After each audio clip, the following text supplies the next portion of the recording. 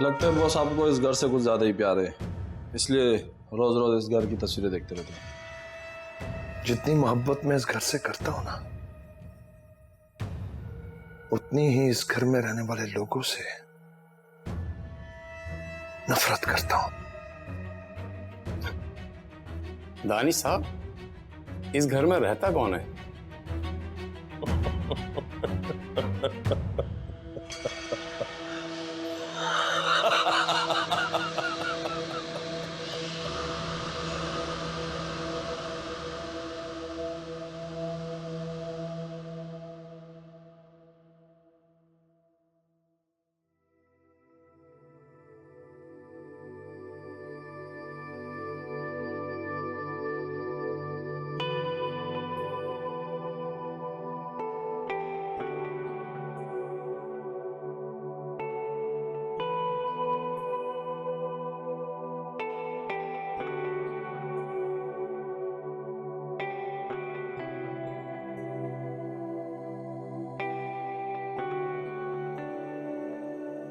समीर, आप थोड़ा सीधा तो खड़े रहे।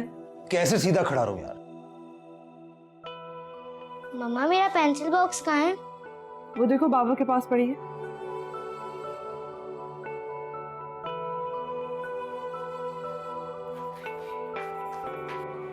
यार आयशा, मैं तंग आ गया हूं। तुम आलिया को सिखाते सिखाते मेरा स्केच क्यों बना रही हो? चुप करके आप खड़े रहे। अच्छा सुने, मुझे ये बताएं कि जब आपने मुझे पहली दफा देखा था तो क्या सोचा था आपने? कहाँ फंस गया हूं मैं। और क्या? अरे नहीं, मेरे कहने का मतलब ये कि मैं थक गया हूं यार, पसीना पसीना हो गया हूं, बस भी करो। मेरा तो दिल था कि आप मुझे देखे बगैर ही चले जाओ। क्यों?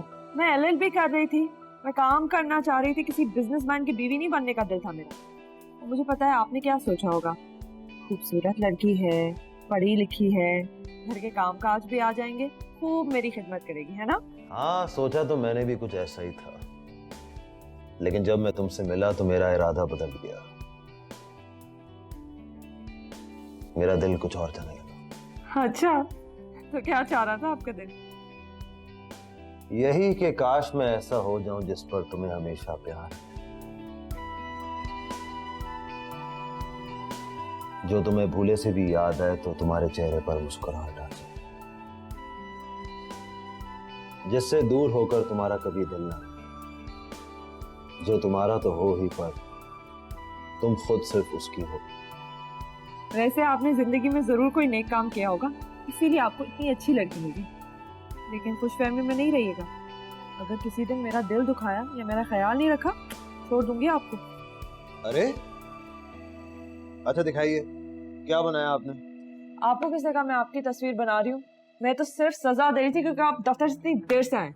यार बहुत तंग करती हो तुम मुझे। हाँ,